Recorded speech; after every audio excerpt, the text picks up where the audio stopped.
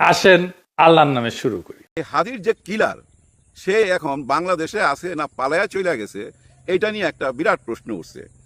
আমাদের পুলিশ ভাইরা বলতেছে না, ওনাদের পাসপোর্ট নাম্বার পাওয়া গেছে, আছে মনে হয় বাংলাদেশে আছে, পালায়া গেছে বা চইলা গেছে, মানে লিগেল পথে চইলা গেছে, এটা এরকম কোনো প্রমাণ নাই। কিন্তু ভুল পথে গেছে যে এরকম কোনো প্রমাণ আছে কিনা, এরকম প্রশ্নের মুখোমুখি যখন হয়েছে পুলিশ ভাইরা, তখন বলছে যে না, আমরা সে তথ্য বাইর করার চেষ্টা করতেছি, কারণ যারা ওই বর্ডার দিয়া পার কইরা দেয় তাদের মধ্যে থেকে দুজনকে আমরা গ্রেফতার করছি। আসলে দেখেন, এই ব্যাপারগুলো কিন্তু আমরা আগেই টের পাচ্ছিলাম। কিভাবে? দেখেন, এখানে একজন বিখ্যাত সাংবাদিক আছে, উনি আল জাজিরার সাথে সম্পর্ক ছিল ওনার এক সময়, এখন আছে কিনা আমি জানি না। ওনাকে আমি প্রথম চিনছি ওই যে আরব খানের সাথে একটা বিবাদ হয়েছে, ওনার ঝগড়া বিবাদ, তখন উনি খুব খেপে গেছিলেন, উনি খুব গালি দিছিলেন, ওই থেকে আমি চিনি, বুঝতে পারছি যে রাগী মানুষ। যাই হোক, তবে ওনাকে আমি ফলো করি, গত 5-6 দিন যাবৎ ফলো করতে যাই, আমি দেখলাম উনি কিছুক্ষণ পর পরই স্ট্যাটাস দিচ্ছে এবং এমন একটা সুন্দর দৃশ্য তুলে ধরতেছে আমাদের চোখে, যে এই যে কিলার, দুজন কিলার কিভাবে গুলি করলো, কোন পথ দিয়ে গেল এবং রাত্রি কোথায় যাপন করলো, এবং ওদেরকে কারা কারা বর্ডার পার কইরা দিল, বর্ডার পার কইরা দেওয়ার পর গৌহাটিতে কোন বাড়িতে থাকে, এরকম সব কিছুই উনি জানে। খণ্ড খণ্ডভাবে ওনার এই দৃশ্যগুলো যদি জোড়া দেয়, বা একটা থ্রিলার ছবি হয়ে যাবে। তো কিন্তু উনি যে এত কিছু জানে, এটার জন্য ওনাকে তো ধন্যবাদ দিতে হয়, তাই না? কিন্তু ধন্যবাদ আমি দিতে পারতেছি না এই জন্য যে উনি এত কিছু জানার পরও বাংলাদেশের গোয়েন্দার সঙ্গে কেন যোগাযোগ করতেছে না। উনি তো দেখতে পাচ্ছে, মনে হইতেছে কি জানেন, ওনার কাছে একটা আলাদিনের চেরাগ আছে, ওইটা ঘষা মারতেছে, আর দৈত্য সামনে আইসা বইলা দিতেছে যে হাদিকে কারা গুলি করছে, তারা কোন দিকে যাইতেছে, কোথায় কাপড় বদলাইতেছে, কোথায় কি খাইতেছে, বাইক থেকে নাইমা কোন গাড়িতে উঠতেছে, কারা পার কইরা দিতেছে, সবই তো উনি বলতেছে। তাহলে উনি আমাদের গোয়েন্দা বিভাগকে জানায় না কেন, পুলিশকে জানায় না কেন? উনি তো নিশ্চয়ই আগে খবর পাচ্ছে সবকিছু। এর আগেও কিন্তু বলছে ভারত থেকে শুটার, মানে গুলি করা মাইরা ফেলা যারা আর কি, মানে এক গুলিতে একটা মানুষ মারতে পারে, তাদেরকে শুটার বলা হয়। তেমন শুটার, অনেক শুটার বাংলাদেশে ইন করছে, এরকম তথ্য কিন্তু উনি দেয়। এই যে অ্যাডভান্স বলতে পারে, এটা কিন্তু একটা বিরাট ব্যাপার। ওনার দৈত্য ওনাকে বইলা দেয়, কিন্তু ওনার দৈত্য যে ওনাকে বলে, উনি সঙ্গে সঙ্গে কেন পুলিশ বিভাগকে জানায় না? এই যে ওরা চলে যাচ্ছে ময়মনসিংহের ওই পথে ওই গাড়িতে, তাহলে তো ওই লোকাল পুলিশ যায় ধরতে পারে ভাই, ওনাদেরকে না জানায় আমাদেরকে জানায়। যাই হোক, আমি বুঝি না এটা কোন রহস্য, তবে আমার কেন জানি মনে হয়, হ্যাঁ, আমি কমেন্ট বক্সে গেছিলাম, কমেন্ট পড়া আমার মাথার মধ্যে যেটা আসলো, যে অডিয়েন্সকে উনি বুঝাইতে চাচ্ছে যেটা, অডিয়েন্স সেটা বুঝতেছে না, মানে দর্শক সেটা বুঝতেছে না। উনি যে গল্পটা খাওয়াইতে চাইতেছে, ওনারা ওই গল্পটা খাইতেছে না। 80% ভক্ত ওনার, ওনার ভক্তরাই তো ওনাকে ফলো করে, ওনার ভক্তরা মনে করে উনি মাইন্ড ডাইভার্ট করে দিতেছে। কিলার নিশ্চয়ই দেশে আছে, নিশ্চয়ই আসে ভাই, কারণ এখনো তো অফিসিয়ালি ঘোষণা হয় নাই। তবে এর মধ্যে একটা কথা আছে, যুক্তি আছে আবার, এদিক দিয়ে ভাবতে গেলে জুলকারনাইন সাহেবকে ধন্যবাদটা আবার দিতে হয়, যেটা একটু আগে দিতে চাইছিলাম না, ওইটা এখন দিলাম। কারণ দেখেন, বাংলাদেশ সরকার তো ভারতের দূতাবাসকে ডাইকা পাঠাইছে, ওনাদের সঙ্গে আলাপ করছে। কি আলাপ? এখানে কি চা খাওয়ার দাওয়াত দিছে, নাকি ওই যে নির্বাচন কেমনে কেমনে করুম সেগুলোর আলাপ হয়েছে? নিশ্চয়ই না। কারণ এই যে বর্তমানে যে ঘটনাটা ঘটে গেল, সেই ঘটনা নিয়েই তো আলোচনা করবে। যে ঘটনাটা এই যে জুলকারনাইন সাহেব যেভাবে সাজাইছে, এই সাজানো গল্পটাই তো তুলে ধরবে, তাই না? আর এর আগের থেকে আমরা দেখে আসতেছি কি, গত 1.5 বছর যাবৎ আমাদের দেশটা এত অস্থির কেন? কারণ কি ভাই? কারণ দিল্লিতে বসবাস কইরা একটি মানুষ যেভাবে আমাদেরকে হুমকি ধামকি দিতেছে, ভাই ব্রাদার, কিছু মনে করেন না, আপনারা এই দেশেরই মানুষ, যে যে দলই করেন না কেন, একটা জিনিস চিন্তা করেন, উনি ন্যায় করছে, অন্যায় করছে, যা কিছু করছে, এটা কিন্তু আইনের কাছে, আইন রায় দিয়ে দিছে, তারপরে ওনাকে থামতে দেখছেন? আচ্ছা, উনি যদি এরকম কিছু বলতো যে আমি আইনের মোকাবেলা করব, সব মিথ্যা, আমি আন্তর্জাতিকভাবে এটা মোকাবেলা করব, তাহলে কিন্তু দেখেন আপনারা নিশ্চয়ই বুকে সাহস নিয়ে বলতে পারতেন যে হ্যাঁ, এটা ন্যায্য কথা। কিন্তু উনি যখন বলে যে এই মাইরা দেখা, একটা ছেলে বলতেছিল না যে আমরা কিন্তু প্রতিশোধ নেবো, আমরা কিন্তু 2-4টারে ফালায় দেবো, কথা কম। কে বলতেছে? শেখ হাসিনা। ওই নেত্রী যদি বলে, একজন নেত্রী যদি বলে কথা কম, আগে মাইরা দেখা, তারপরেই তো এই ঘটনাটা। আরো এর আগের কথাগুলা উনার জোড়া দেন, উনি আসলে কাউকেই ছাড়বে না ভাই। আমাকে, আপনাকে, যারা এই মিডিয়াতে জড়িত আছেন, যারা ওনার বিপক্ষে কথা বলছে, আর হাসনাত আব্দুল্লাহরা, জুলাই গণের অভ্যুত্থানের যারা, এরা তো মরবেই, এদেরকে তো মারবেই, এদের নাতিপুতিকে মাইরা ফালাইবো, যে যেখানে থাকবে। উনি আসলে না হইলো ভাই 10 লক্ষ লোক মাইরা ফালাইবো। তো কারণ ওনার ভিতরে যে প্রতিহিংসা, যে রাগ, যে ক্ষোভ, জঙ্গি বাহিনী এই দেশে পুরা দেশটাকে জঙ্গি গ্রাস করে ফেলাইছে, এই যে বিশ্বের কাছে এগুলো প্রচার কইরা বাংলাদেশকে কোথায় নিয়ে পৌঁছাইতেছে, খালি ডক্টর মোহাম্মদ ইউনূস স্যার ছিল বইলা ভাই এখনো আমরা টিকা আছি। ডক্টর ইউনূস স্যার ভালো করলো না মন্দ করলো এগুলোর বিচার পরে হবে, নিশ্চয়ই একদিন হবে, কিন্তু সামনে যদি নির্বাচনটা হয়ে যায় তাড়াতাড়ি নির্বাচনটা দরকার। কিন্তু নির্বাচন যে হবে দেখেন এর মধ্যে একটা ঘটনা ঘটছে, এই যে আনিস আলমগীর সাহেব নাকি গ্রেফতার, ওনাকে নিয়ে গেছে কোর্টে হাজির করবে, জানি না কি কারণে ওনাকে ধরা হয়েছে। অনেকেই বলার চেষ্টা করতেছে, এর আগে আমিও বলছি যে উনি এমন একটা ন্যারেটিভ তৈরি করতে চায়, এমন একটা বয়ান দিতে চায় যে বয়ানের কারণে মনে হয় এই জুলাই আগস্টের কিছুই ঘটে নাই, এটা একটা মারামারি ধাক্কাধাক্কি হয়েছে, কয়েকটা মানুষ মারা গেছে, এরকম একটা কিছু বুঝাইতে চাইছে উনি। এটা যে একটা বিপ্লব উনি তো মাইনাই নেয় না, তারপরে উনি বর্তমানে যে আওয়ামী লীগ ছাড়া একটা নির্বাচন হইতে যাচ্ছে এটা উনি মাইনা নিতে পারতেছে না। এই কারণে কি ওনাকে ডাইকা নিছে? না, আমি এটা বিশ্বাস করি না। বাক স্বাধীনতা হরণ করবে ডক্টর মোহাম্মদ ইউনূস বা ওনার সরকারের কেউ, এটা আমি বিশ্বাস করতে চাই না। এর সাথে আবার শাওনও জড়িত আছে, আরো দুইজন আছে, ওই দুজনের নাম জানি না। শাওনকে চিনছেন আপনারা? আসিফ নজরুল সাহেবের শাশুড়ি আম্মা, উনি হলো শাওন, পুরা নামটা ভুলে গেছি। যাই হোক, এই শাওনকেও বোধহয় ডাকবে। আমার যদ্দূর মনে হয়, এটা আমার আন্দাজের কথা, কারো কণ্ঠরোধ করার জন্য ওনাকে নিয়ে যায় নাই। আমার যদ্দূর মনে হয় ওই যে আলো আসবেই, মনে আছে আপনাদের 5ই আগস্টের পরে আলো আসবে একটা গ্রুপ ছিল, ওই গ্রুপে অনেক জড়িত ছিল। আমার মনে হয় ওরকম কোনো একটা গ্রুপ ট্রুপের সঙ্গে জড়িত থাকতে পারে, যার জন্য ওনাকে জিজ্ঞাসাবাদ করছে। এমনও শোনা গেছে যে উনি সৎ উত্তর দিতে পারে নাই, সৎ উত্তর দিলে তো ভাই ছাইড়াই দিত, নাহলে কোর্টে হাজির করলো কেন? যাই হোক, বিচারের আদালতে কি রায় হবে আমি জানি না, আজকেই সেই বিচারের ডাক দিছে, আজকেই ওনাকে হাজির করা হবে। তবে যারা আপনারা প্রচার করতেছেন যে বাক স্বাধীনতা রোধ করার জন্য, না, বাক স্বাধীনতা রোধ করার জন্য হলে তো ভাই অনেককে নিয়ে যাইতো, একটা গ্রুপই তো আছে, এই একটা গ্রুপ ভাই ধইরা নিতে পারেন একই গোডাউনের প্রোডাক্ট। হ্যাঁ, একই গোডাউনের প্রোডাক্ট। কেন একই গোডাউনের প্রোডাক্ট বললাম ভাই? কারণ কি জানেন? দেখেন জুলাই গণ অভ্যুত্থানে যা কিছু হয়েছে এটার তো একটা রিয়াকশন আছে, তাই না? আপনি 1500 মা বোনের বুক খালি কইরা ফেলাবেন, আপনি হাজার হাজার মানুষকে পঙ্গু কইরা দিবেন, আপনি স্বাধীনতার নাম বিক্রি কইরা বিডিআর এর মধ্যে যে ট্র্যাজেডি করছেন, 57 জন অফিসার শহীদ হয়ে গেল, কত বিডিআর যে আহত হয়েছে, আরো কত বিডিআরকে যে ফাঁসি দেওয়া হয়েছে, এগুলার হিসাব আমরা কেউ রাখি না। আবার দেখেন এই যে শাপলা চত্বরে মাদ্রাসা ছোট ছোট ছেলেরা আসছিল ভাই, এদের বয়স আর কত? মতিঝিলের মতো একটা জায়গা, আশেপাশে কোনো বাড়ি ঘর নাই, আকাশ দেখা যায় না, লম্বা লম্বা বিল্ডিং, আকাশচুম্বী বিল্ডিং, আর ওর মধ্যে রাত্রের বেলায় সব লাইট অফ কইরা এই যে ঝাঁপায়া বললো হানাদার বাহিনী, হায় রে, চিৎকার চিৎকার, সমস্ত চ্যানেলগুলা বন্ধ করে দেওয়া হয়েছিল, কেউ কোনো কিছু দেখতে পাইনি আমরা। তারপর দিন আমরা শুনছি অনেক ভিডিও ফুটেজ বাইরেছে, রক্ত ধুইতাছে, লাশ গায়েব করতেছে। এইটা কি স্বাধীন বাংলাদেশের কাজ? এই স্বাধীন বাংলাদেশ চাইছিলেন আপনারা 71-এ? যাই হোক, আমি যেটা বলতে চাই সেটা হলো কণ্ঠরোধ করার জন্য বাংলাদেশ সরকার, বর্তমান ইউনূস সরকার কাউকে এভাবে ধইরা নিয়ে যাবে বা আদালতে তুলবে, এটা আমি বিশ্বাস করতে চাই না। নিশ্চয়ই কোনো একটা কারণ আছে, কারণটা আমরা জানুম। যাই হোক, ভিডিওটা শেষ করতে হবে, সূর্য ডুবে যাচ্ছে। ভিডিওটা শেষ করার আগে আবার আখতারুজ্জামান সাহেবকে নিয়ে একটু কথা বলতে চাই। এই আখতারুজ্জামান সাহেবকে নিয়ে অনেকে অনেক রকম কথা বলতেছে। একটা ছেলে আছে না, আমি জানি না এদেরকে কেন নিবন্ধন দেওয়া হয়। এই ধরনের মানুষকে যদি নিবন্ধন দেন তাহলে কোনো ইজ্জত থাকে? সবগুলা দল যদি একসাথে দাঁড়ায় আর এই লোকটা যদি দাঁড়ায়, মানাবে? মানাবে না। সবাইকে কেন নিবন্ধন দিবেন? এই নিবন্ধনটা ক্যান্সেল করেন ভাই। এই যা তা ইচ্ছা বইলা যাইতেছে, এ বলতেছে যে অচল মাল। আখতারুজ্জামান সাহেব নাকি একটা অচল মাল জামাতে ইসলাম নিয়ে নিছে, অচল মালকে জামাতে ইসলামের কাছে রপ্তানি করা হয়েছে। কাকে অচল মাল বলতেছে? একজন বীর মুক্তিযোদ্ধা, অরিজিনাল মুক্তিযোদ্ধা, আর্মি ছিল, মেজর ছিল উনি, উনাকে বলতেছে, একজন খাঁটি মুক্তিযোদ্ধাকে বলতেছে অচল মাল। তার মানে আপনারা বুঝতে পারতেছেন উনি কাকে ডুবাচ্ছে? উনি যে দলের হয়ে এই কথাটা বলতেছে না, ওই দলকেই ডুবাচ্ছে। কারণ যত কিছুই হোক না কেন উনি দল বদল করতে পারে। ক্রিকেট প্লেয়ার যদি দল বদল করতে পারে, ফুটবল প্লেয়ার যদি দল বদল করতে পারে, রাজনীতিবিদ কেন দল বদল করতে পারবে না? আর আপনারা দল বদল করার প্রশ্নটা শুধু বাহির থেকে না, জামাতে ইসলামের থেকে প্রশ্ন তুলছেন। অনেকে দেখলাম খুশি না আখতারুজ্জামানকে কেন নেওয়া হইলো। উনি তো জুলাই গণ অভ্যুত্থানকে বুকে ধারণ করে না, উনি তো আগে রাজাকার বলছে আমাদেরকে। কারণ কি, উনাকে কেন নেওয়া হবে? আপনারা যারা এই ধরনের কথা বলতেছেন তাদের জানা উচিত ডাক্তার শফিকুর রহমান স্যার, জামাতে আমির, ওনারা কই থেকে আসছে? ওনারা ছাত্রলীগ। কোন ছাত্রলীগ? জাসদ ছাত্রলীগ থেকে আসছে। এবার মাথায় রাখেন, কথা বলার আগে শুধু মাথায় রাখতে হবে যে কার কি অতীত। ওনাদেরকে কেন নিছিলেন? ওনারা কেন আসছিল? আপনারা জামাতে ইসলাম কি খালি ওই হুজুরদেরকে খুঁজে বেড়াইবেন যার দাড়ি আছে, টুপি আছে, কে 5 ওয়াক্ত নামাজ পড়তে আছে, ওই মানুষটা কি খুঁজে বেড়াবেন? মানুষকে পথ দেখাবেন না? যে মানুষটা পথ হারাইছে সে মানুষটাকে বুকে টাইনা নিবেন না? ওই মানুষটা নিয়ে সমালোচনা করেন। যদি সমালোচনা করতে হয় ওই যে ডাক্তার শফিকুর রহমান স্যারের নিয়ে সমালোচনা করেন, অধ্যাপক গোলাম পারওয়ার স্যারকে নিয়ে সমালোচনা করেন। ওনারাও তো ভাই জাসদ ছাত্রলীগ থেকে আসা। ভাই মানুষ আসতেই পারে, ভুল পথের মানুষকে সঠিক পথে আনাই তো ইসলামের একমাত্র কাজ। এর বাইরে কোনো কাজ আছে?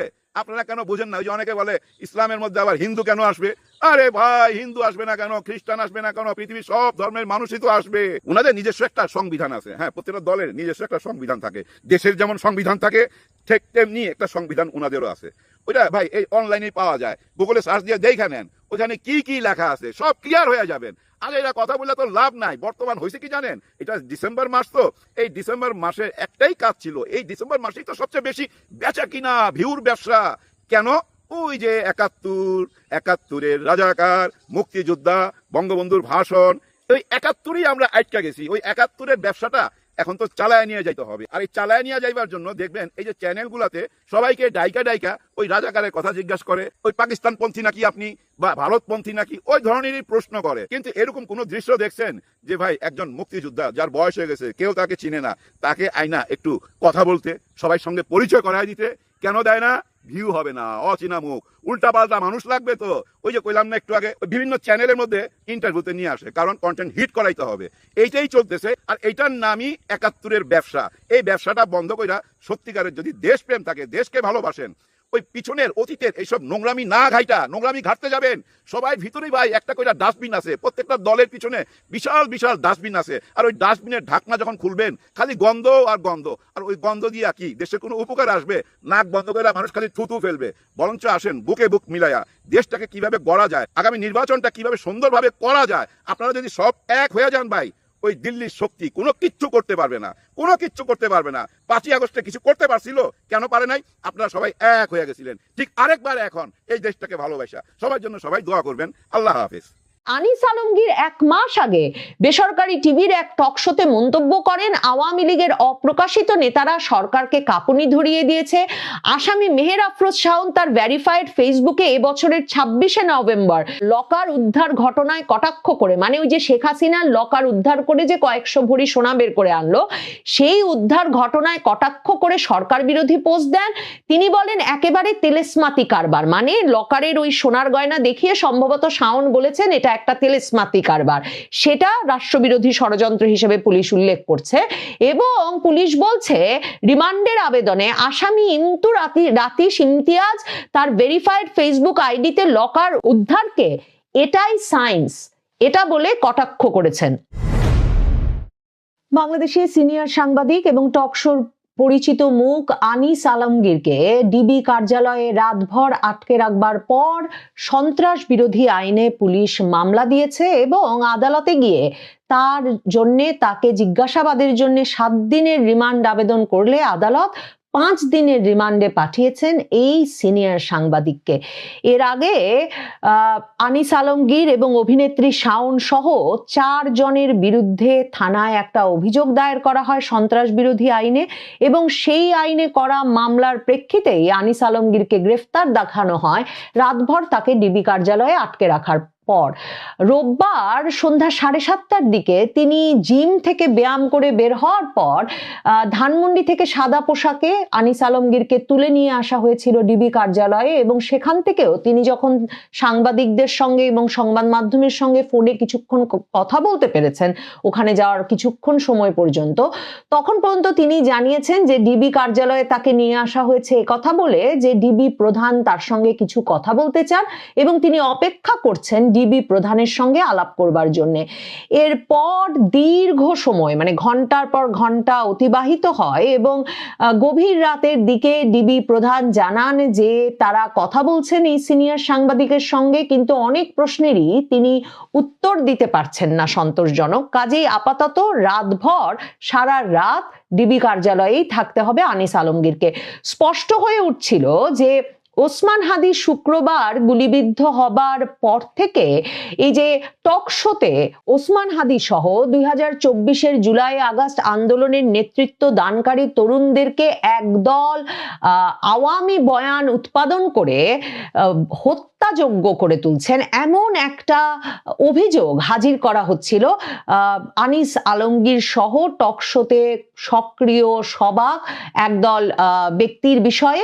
এবং নাম উল্লেখ করে রীতিমতো ফেসবুকে প্রচারণা চলছিল যে কেন তাদের বিরুদ্ধে ব্যবস্থা নেওয়া হচ্ছে না, যেটা মাথায় রেখে মানে এটা যে এক রকমের তুঙ্গে উঠছে সেটা আঁচ করতে পেরেই আনিস আলমগীর ডিবি কার্যালয়ে তাকে নিয়ে যাওয়ার কয়েক ঘন্টা আগে ফেসবুকে স্ট্যাটাস দিয়ে বলেন যে দুজন ইউটিউবার সহ এই যে একটা সামাজিক যোগাযোগ মাধ্যমে রব উঠেছে যে তিনি হাদির মানে তার মানে এক রকমের উদযাপন করতে নেহারি খেয়ে আনন্দ করেছেন, সেটা একটা ভুল পোস্ট। মানে সেই ছবিটা যেটা ছড়িয়ে দেওয়া হয়েছে সেটাই একটা ভুল পোস্ট।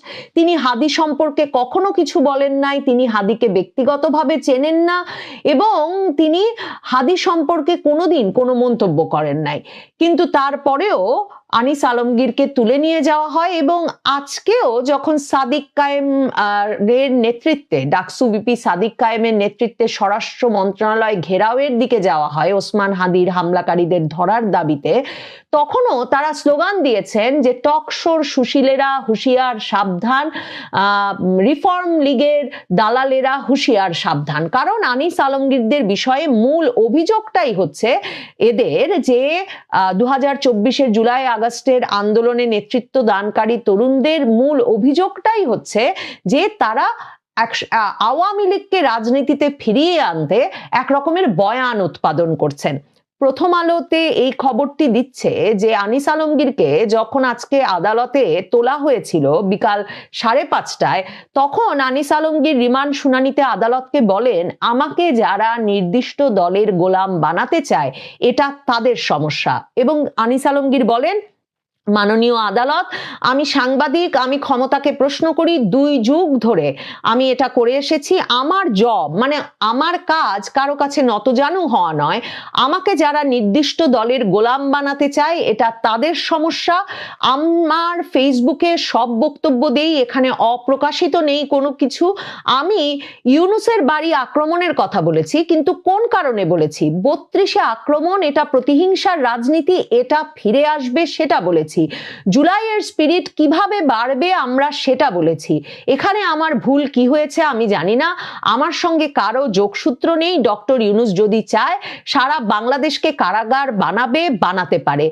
এই রকম একটা কড়া বক্তব্য তিনি খোলা আদালতে দিয়েছেন এবং সাংবাদিকদের সূত্রে সে কথা বেরিয়ে এসেছে বটে, কিন্তু আদালত কিন্তু তার 5 দিনের রিমান্ড মঞ্জুর করেছে এবং সন্ত্রাস বিরোধী আইনের মতো একটা আইনে, যে আইনে এর আগেও মানে গত কয়েক মাস ধরে এই প্রবণতা দেখা যাচ্ছে যে বিশ্ববিদ্যালয় শিক্ষক, সাংবাদিক, মুক্তিযোদ্ধা, বিভিন্ন জনকে, সাবেক সচিব, বিভিন্ন জন তারা টকশোতে কথা বলেন, তারা তাদের মতামত প্রকাশ করছেন। এ কারণে বিভিন্নভাবে বিভিন্ন জায়গা থেকে তাদেরকে তুলে এনে এই সন্ত্রাস বিরোধী আইনে মামলা দেওয়ার ঘটনা ঘটেছে। এর আগে সাংবাদিক মঞ্জুরুল আলম পান্না জেল খেটে এসেছেন, ঢাকা বিশ্ববিদ্যালয়ের শিক্ষক হাফিজুর রহমান কার্জন জেল খেটেছেন এবং মঞ্চ 71-এর সভায় যোগ দেওয়ার সূত্রে এখনো জেলে আছেন সন্ত্রাস বিরোধী আইনে সাবেক সচিব আবু আলম শহীদ খান, যিনিও কিনা টকশোতে অত্যন্ত সবাক ছিলেন। আর কি মামলাটা যে দেওয়া হয়েছে আনিস আলমগীরকে, যে মামলায় রাতভর ডিবি কার্যালয়ে আটকে রাখার পর অবশেষে তাকে গ্রেফতার দেখানো হলো, সেই মামলাটি রোববার মাঝরাত পেরিয়ে যাওয়ার পর দায়ের করেছেন জুলাই রেভলিউশনারি অ্যালায়েন্স নামে একটি সংগঠনের সদস্য আরিয়ান আহমেদ। তিনি এই আরিয়ান আহমেদ আনিস আলমগীর সহ 4 জনের বিরুদ্ধে রাষ্ট্রের স্থিতিশীলতা নষ্টের ষড়যন্ত্র এবং নিষিদ্ধ সংগঠনকে উস্কে দেওয়ার অভিযোগ আনেন। তিনি উত্তরা পশ্চিম থানায় মাঝরাতের পরে, মানে তখন কিন্তু অনেক ঘন্টা এরই মধ্যে পার হয়ে গেছে যে আনিস আলমগীরকে ডিবি কার্যালয়ে রাখা হয়েছে এবং নিশ্চয়ই পুলিশ তখন ভাবছিল যে কোন মামলায় আনিস আলমগীরকে, যে তিনি নাকি হাদি গুলিবিদ্ধ হওয়ার পরে নেহারি খেয়েছেন এমন অভিযোগে, কিংবা তিনি টকশোতে আওয়ামী বয়ান উৎপাদন করছেন, এই অভিযোগটাকে মানে এই অভিযোগের ভিত্তিতে কোন মামলায় গ্রেফতার দেখাবে। পুলিশ যখন সেই মামলা খুঁজে বেড়াচ্ছে তখন থানায় গিয়ে হাজির হন জুলাই রেভলিউশনারি অ্যালায়েন্স নামের সংগঠনের সদস্য আরিয়ান আহমেদ এবং তিনি উত্তরা পশ্চিম থানায় সন্ত্রাস বিরোধী আইনের আওতায় অভিযোগ দেন। এই অভিযোগই মামলা হিসেবে নথিভুক্ত করার তথ্য দিচ্ছে পুলিশ। আনিস আলমগীর ছাড়া আরো যে তিনজনকে আসামি করেছেন এই জুলাই রেভলিউশনারি অ্যালায়েন্সের সদস্য আরিয়ান আহমেদ, তারা হচ্ছেন অভিনেত্রী মেহের আফরোজ শাওন, মারিয়া কিসপোট্টা যিনি একজন ফ্যাশন মডেল এবং উপস্থাপক, ইমতু রাতিশ ইমতিয়াজ। এই তিনজনের সঙ্গে আনিস আলমগীরের কি সম্পর্ক, তারা কি করে এই রাষ্ট্রের স্থিতিশীলতা নষ্টের ষড়যন্ত্র বা নিষিদ্ধ সংগঠনকে উস্কে দিচ্ছিলেন সে বিষয়ে মামলার বিবরণটিতে বলা হয়েছে। খুব গুরুত্বের সঙ্গে এই মামলার বিবরণটি মনোযোগের সঙ্গে শোনা আবশ্যক। সেই মামলার বিবরণে বলা হয়েছে, বৈষম্য বিরোধী ছাত্র আন্দোলনের ফলে ফ্যাসিস্ট শেখ হাসিনা দেশত্যাগ করে, কিন্তু তার অনুসারীরা দেশের মধ্যে বিভিন্ন কৌশলে ঘাপটি মেরে অবস্থান করে দেশ অস্থিতিশীল ও রাষ্ট্রের অবকাঠামোকে ধ্বংস করার লক্ষ্যে রাষ্ট্রবিরোধী অপরাধ সংগঠনের ষড়যন্ত্র করে এসেছে। আসামিরা মানে আনিস আলমগীর, অভিনেত্রী শাওন, মডেল মারিয়া এবং উপস্থাপক ইমতু, তারা মিলে আগে থেকে আওয়ামী লীগের ছত্রছায়ায় রয়েছে। তারা গত বছরের 5ই আগস্টের পর থেকে সোশ্যাল মিডিয়া সহ বিভিন্ন টকশোতে নিষিদ্ধ সংগঠনকে ফিরিয়ে আনার জন্য প্রোপাগান্ডা ছড়িয়ে আসছে। রোববার রাত 8:30টার দিকে আরিয়ান আহমেদ উত্তরা পশ্চিম থানার 11 নম্বর সেক্টরের 5 নম্বর রোডের 5 নম্বর বাসায় বসে মোবাইলে দেখতে পান। মানে রোববার রাত 8:30টার দিকে তিনি মোবাইলে বসে দেখতে পাচ্ছেন, যিনি কিনা থানায় গিয়ে অভিযোগটা দায়ের করেছেন, যে আসামিরা আনিস আলমগীর, শাওন, মারিয়া, ইমতু এরা ফেসবুক পোস্টের মাধ্যমে আওয়ামী লীগকে পুনর্বাসন করার পায়তারা করছে। তাদের বিভিন্ন পোস্টের ফলে নিষিদ্ধ সংগঠন ছাত্রলীগ ও যুবলীগের কর্মীরা অনুপ্রাণিত হয়ে রাষ্ট্রকে অস্থিতিশীল ও রাষ্ট্রের অবকাঠামোকে ধ্বংস করার লক্ষ্যে রাষ্ট্রবিরোধী অপরাধ সংগঠনের ষড়যন্ত্রের ও সন্ত্রাসী কর্মকাণ্ড করে আসছে। এই হচ্ছে মামলার বিবরণ। এবং এই মামলার ভিত্তিতে আনিস আলমগীরকে গ্রেফতার দেখানোর পর যে রিমান্ড চেয়ে আবেদন করে পুলিশ, উত্তরা পশ্চিম থানার ইন্সপেক্টর মুনিরুজ্জামান 7 দিনের রিমান্ড চেয়ে যখন তিনি আবেদন করেন, তখন তিনি বলেন ওই আবেদনে যে আনিস আলমগীর 1 মাস আগে বেসরকারি টিভির এক টকশোতে মন্তব্য করেন, আওয়ামী লীগের অপ্রকাশিত নেতারা সরকারকে কাঁপুনি ধরিয়ে দিয়েছে। আসামি মেহের আফরোজ শাওন তার ভেরিফাইড ফেসবুকে এবছরের 26শে নভেম্বর লকার উদ্ধার ঘটনায় কটাক্ষ করে, মানে ওই যে শেখ হাসিনার লকার উদ্ধার করে যে কয়েকশো ভরি সোনা বের করে আনলো, সেই উদ্ধার ঘটনায় কটাক্ষ করে সরকার বিরোধী পোস্ট দেন। তিনি বলেন একেবারে তেলেসমাতি কারবার, মানে লকারের ওই সোনার গয়না দেখিয়ে সম্ভবত শাওন বলেছেন এটা একটা তেলেসমাতি কারবার, সেটা রাষ্ট্রবিরোধী ষড়যন্ত্র হিসেবে পুলিশ উল্লেখ করছে। এবং পুলিশ বলছে রিমান্ডের আবেদনে আসামি ইমতু রাতিশ ইমতিয়াজ তার ভেরিফাইড ফেসবুক আইডিতে লকার উদ্ধারকে এটাই সায়েন্স এটা বলে কটাক্ষ করেছেন। এছাড়াও এই 4 আসামি সহ অন্য আসামি পরস্পরের যোগসাজশে অন্যদের বিভিন্ন সময়ে তাদের ভেরিফাইড ফেসবুক পেজ ও ইউটিউব চ্যানেল হতে বিভিন্ন প্রকার উস্কানিমূলক পোস্ট ও বক্তব্য দিয়ে দেশের জননিরাপত্তা বিবর্ণ করা, অন্য ব্যক্তির হত্যা প্রচেষ্টা গ্রহণ করা, মানে আমি বলছিলাম না ওসমান হাদিকে গুলি করার পর থেকে এই রবটা উঠেছে, এবং অন্য ব্যক্তিকে হত্যা, গুরুতর জখম করার ষড়যন্ত্র ও সহায়তা করার জন্য প্ররোচিত করে। পুলিশ এই যে আনিস আলমগীর যে আদালতে দাঁড়িয়ে বললেন যে আর কোনো আসামির সঙ্গে তার কোনো সম্পর্ক নাই, যোগসূত্র নাই, তার কারণ হচ্ছে পুলিশ রিমান্ডের আবেদনে বলছেন যে আনিস আলমগীরকে ডিবি লালবাগ বিভাগ ধানমন্ডি এলাকা থেকে গ্রেফতার করে। সময় স্বল্পতার কারণে তাকে জিজ্ঞাসাবাদ করা সম্ভব হয় নাই, মানে সারা রাত 8টায় গিয়ে আনিস আলমগীর ডিবি কার্যালয়ে পৌঁছেছেন, সন্ধে 7:30টায় তাকে ধানমন্ডি থেকে ধরেছে ডিবি। এরপর সারা রাতভর রেখেও সময় স্বল্পতায় তাকে জিজ্ঞাসাবাদ করা সম্ভব হয় নাই। পুলিশ বলছে আসামির সহযোগী অন্যান্য পলাতক আসামিদের নাম ঠিকানা সংগ্রহ করে তাকে নিয়ে অভিযান পরিচালনা করলে পলাতক আসামিদের গ্রেফতার করা সম্ভব হবে।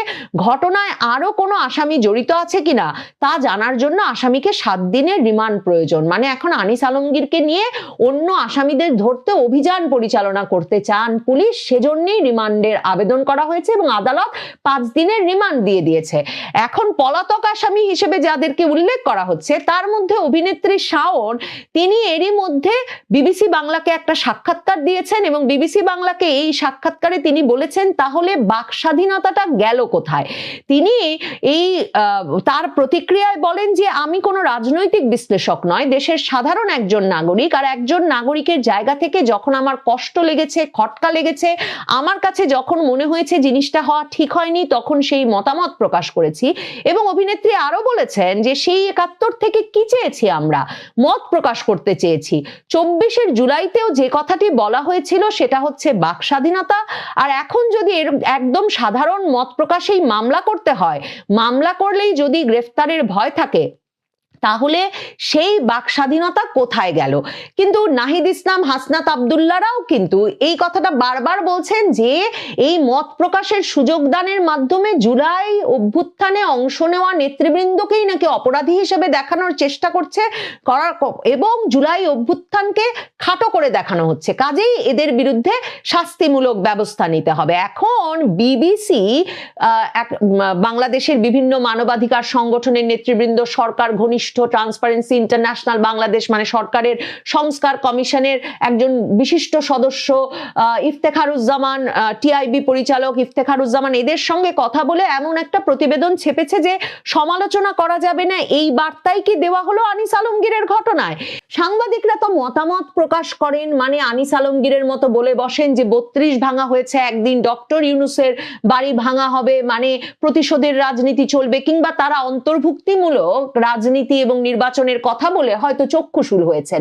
কিন্তু এই যে অভিনেত্রী শাওন কিংবা উপস্থাপক ইমতু, যারা কিনা লকারে শেখ হাসিনার গয়না পাওয়ার খবর দেখবার পর একে তেলেসমাতি কারবার কিংবা এটাই সায়েন্স বলবার কারণে সন্ত্রাস বিরোধী মামলায় পড়ে গেলেন, সেক্ষেত্রে নিশ্চয়ই প্রশ্ন ওঠে, অভিনেত্রী শাওন যে প্রশ্নটি তুলেছেন বিবিসি বাংলার সাক্ষাৎকারে, সেটাই সবচেয়ে গুরুতর প্রশ্ন, যে তাহলে বাক স্বাধীনতাটা গেল কোথায়?